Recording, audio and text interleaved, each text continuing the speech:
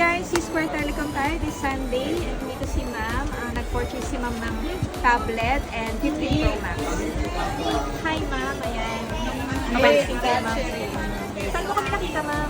Sa FB, Kanino may particular vlogger? kay Fennis Time. Finest din ako kami dito sa akin.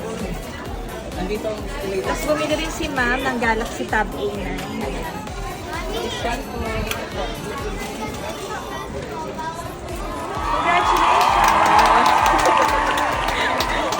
Nakapost ka na sa amin yan.